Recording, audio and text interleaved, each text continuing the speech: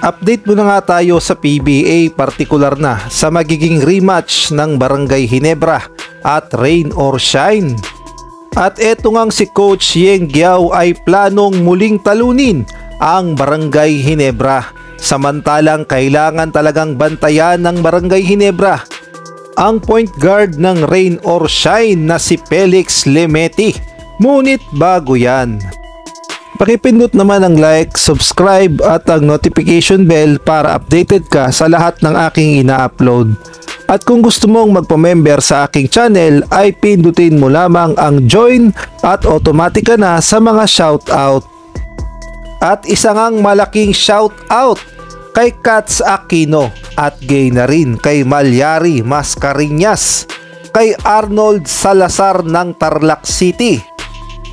Shoutout din sa aking mga members na si Chodoro Alonso, Ronald Verbosidad, Catherine Vigilla, Jobel Orot, Mario Martir, Kuya Moto TV, Edmond Cubal Sopnet, Ronald Verbosidad, Jamie Amadar.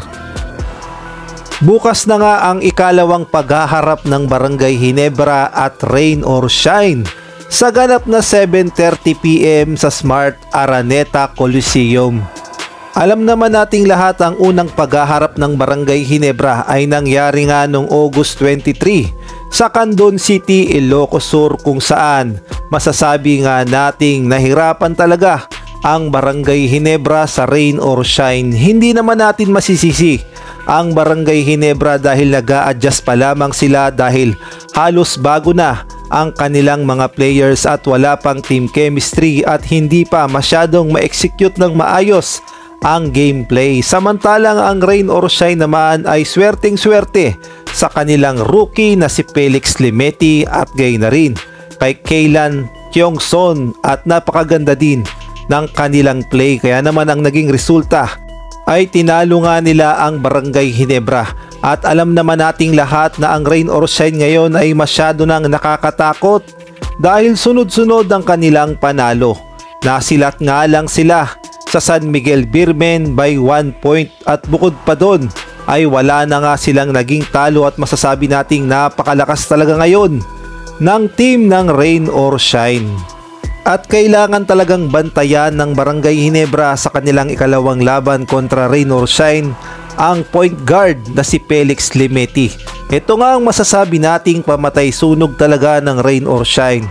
Hindi na nga ito galawang rookie, para na nga itong star player kung gumalaw at masasabi nating siya talaga ang tumutulong ngayon sa kampanya ng Rain or Shine sa Governor's Cup. Kaya naman dapat ay pag-aralang mabuti ang galaw ni Felix Lemeti at kailangan ay merong babantay dito upang ma-check ang laro dito at hindi nga masyadong maka-score dahil delikado nga ito at threat talaga sa Ginebra.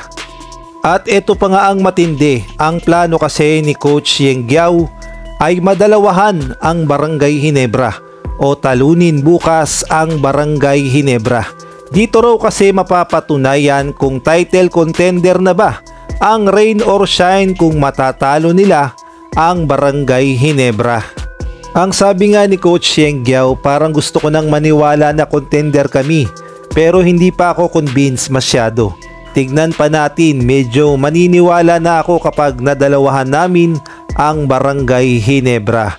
At kung kayo naman ang tatanungin, sa tingin nyo, madadalawahan kaya ng Rain or Shine ang Barangay Ginebra? O baka naman makabawi na ang Barangay Ginebra? At dapat ding kabahan ng Rain or Shine dito kay Justin Brownlee dahil ito kapag natatalo sa susunod na laban ay bumabawi at nagbibigay ng panalo. Kaya naman threat talaga itong si Justin Brownlee sa Rain or Shine.